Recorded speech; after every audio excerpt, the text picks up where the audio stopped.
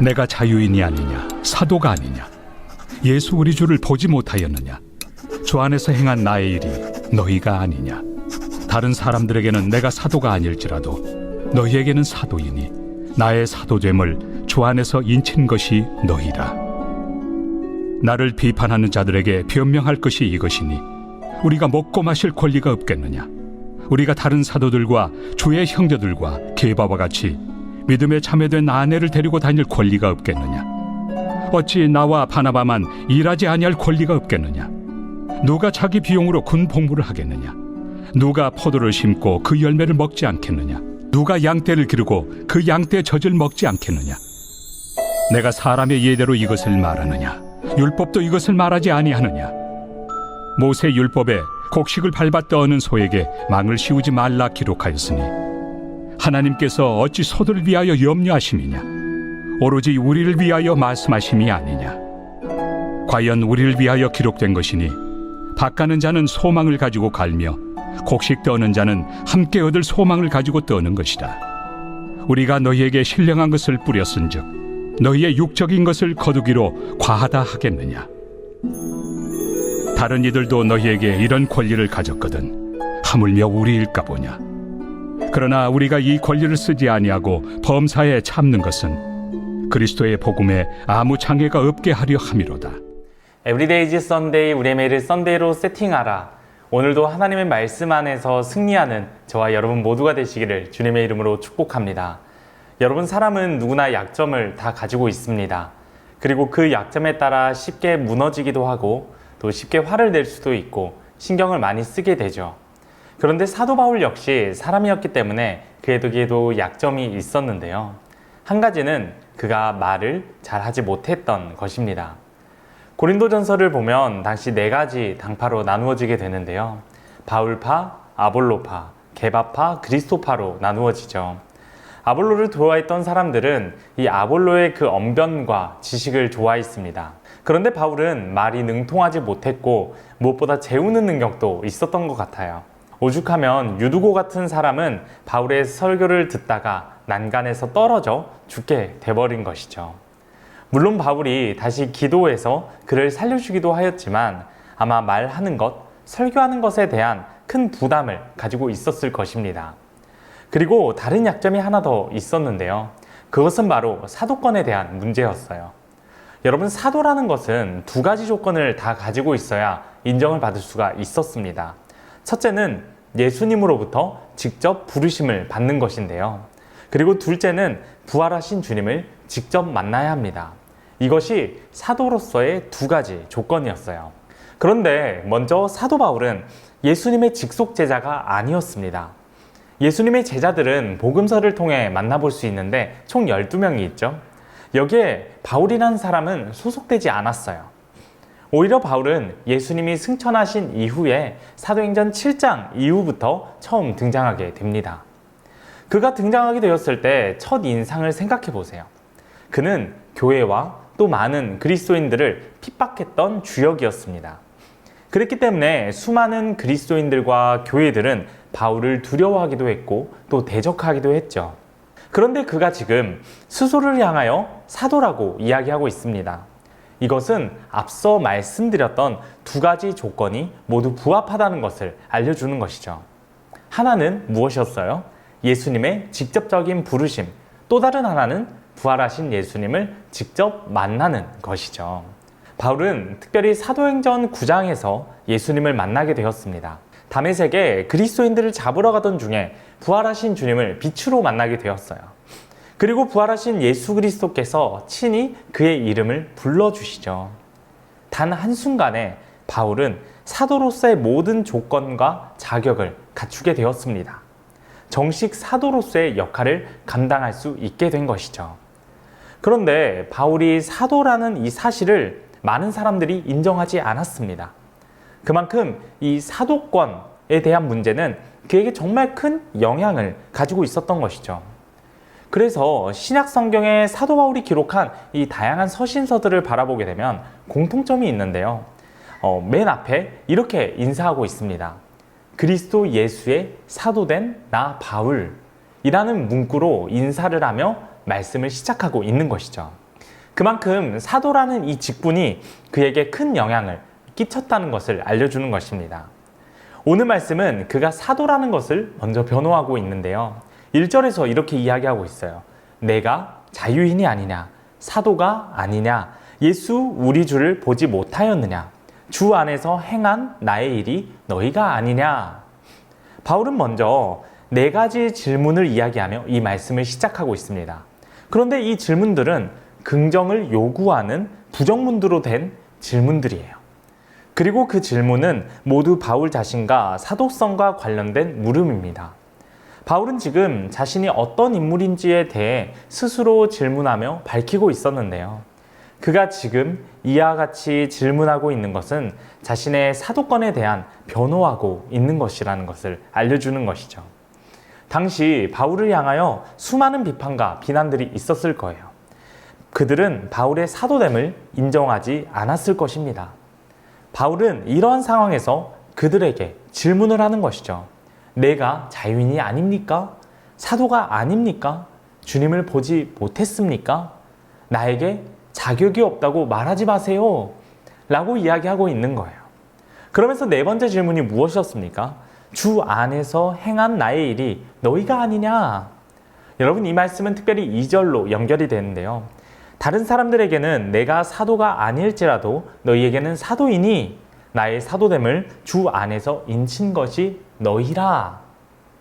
여러분, 당시 고린도 교회는 타락하고 죄로 가득 차 있었습니다. 그런데 그 지역에 교회가 세워졌다라는 것은 바울이 사도라는 사실을 증거하는 명백한 증거라는 사실이에요.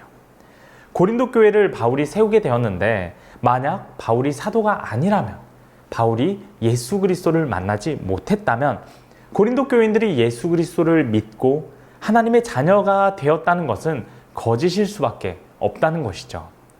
특별히 2절 마지막 부분에 인치다라는 표현을 하고 있는데 이것은 눈으로 볼 수 있도록 확실히 도장을 찍은 것을 의미합니다.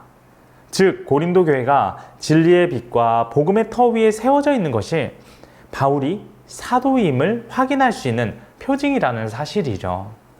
이어서 바울의 질문은 계속됩니다. 그런데 여러분, 바울이 이러한 질문들을 계속해서 이어간 이유가 무엇일까요? 바울이 지금 억울해서 성도들에게 따지는 것일까요? 아니면 자존심이 상해서 자신의 모든 것을 증명하려고 애쓰는 것일까요? 그는 지금 스스로가 얼마나 대단한지에 대해 이야기하려는 것이 아니라 복음이 얼마나 중요한지에 대해서 이야기하려는 것입니다. 여러분, 바울은 사도의 권리에 대해 이야기했고 먹고 마실 권리와 아내와 함께할 권리, 또 비용에 대한 권리 등등 계속해서 말씀을 이어갔습니다. 이 모든 것은 바울이 누릴 수 있는 당연한 권리라는 거예요. 그런데 바울이 이러한 내용을 나열하면서 계속 이야기하는 이유는 그 권리를 붙잡기보다는 그 권리를 내려놓기 위함이었습니다.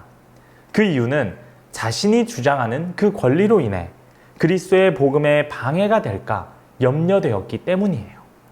여러분, 자신이 누릴 수 있는 것을 포기한다는 것은 정말 놀라운 일입니다. 지금 내가 가지고 있는 것을 누군가에게 양보한다? 여러분, 결코 쉽지 않죠. 어린아이들이 가지고 있는 이 장난감을 다른 친구들에게 양보해라고 하면 누구도 양보하지 않을 것입니다. 물론 마음이 넓은 친구들은 양보할 수도 있겠죠. 자신의 것을 누군가에게 내어준다는 것이 그만큼 어렵다는 거예요. 또 이것이 인간의 본성이기도 하고요. 우리는 세상을 살아갈 때 옳은 것을 따지고 인정과 손해보지 않음을 중요시 여깁니다. 하지만 물론 중요하긴 해요. 당연히 이 악한 세상을 살아갈 때 옳은 길을 가야 하는 것이 맞고 수많은 경쟁 구도에서 인정을 받으며 우리 자신을 지켜야 하는 것이죠. 하지만 복음 앞에서 우리는 스스로 한 가지 질문을 해야 합니다. 단순히 지금 내가 하는 이 모습이 옳은지를 넘어서서 이 모습 가운데 복음을 향한 장애물은 없는지 스스로 점검하고 돌아보아야 한다는 거예요. 우리 삶의 손해와 포기를 이야기하기에 앞서서 예수 그리스도의 이름이 가려지지 않았는지 늘 살피며 돌아보아야 한다는 것입니다. 바울이 그 삶의 모습을 직접 보여주었어요. 바울은 사도였고 사도의 권리를 누릴 수 있었습니다. 하지만 그는 어떠한 길을 택했습니까? 십자가의 길을 택했어요. 오늘 말씀의 마지막 12절에서는 이렇게 이야기하고 있습니다. 다른 이들도 너희에게 이런 권리를 가졌거든 하물며 우리일까 보냐. 그러나 우리가 이 권리를 쓰지 아니하고 범사에 참는 것은 그리스도의 복음에 아무 장애가 없게 하려 함이로다. 아멘. 여기에서 이야기하고 있는 이 권리라고 번역된 이 헬라어는 엑수시아라고 합니다.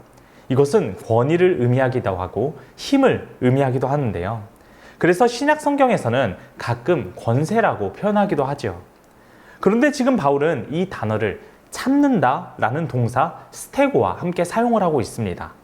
이 스테고의 어원은 지붕을 의미하는 스테게인데요. 즉 지붕을 덮는다, 덮어두다, 침묵하다 라는 의미가 되는 것입니다. 바울은 스스로에게 사도로서 사용할 수 있는 힘이 있었습니다. 그런데 그는 그 힘을 사용하지 않았어요.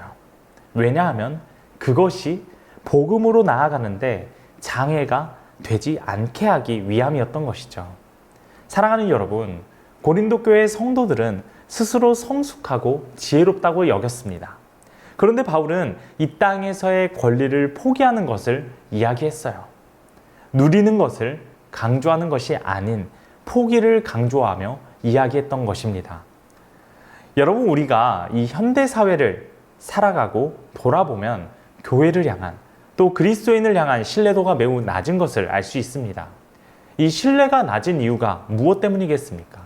단순히 이 시대가 악해진 탓일까요? 우리가 쥐어야 할 그 성도의 명예를 잃어버렸기 때문입니다. 성도의 명예, 우리가 지켜야 할 그 길의 방향을 잃게 된 것이죠. 여러분, 지금 우리 삶 가운데 쥐고 있는 우선순위가 무엇입니까? 지금 나의 가장 큰 고민은 또 어떤 것인가요? 그것이 하나님을 위한 것입니까? 아니면 내 스스로를 위한 것입니까?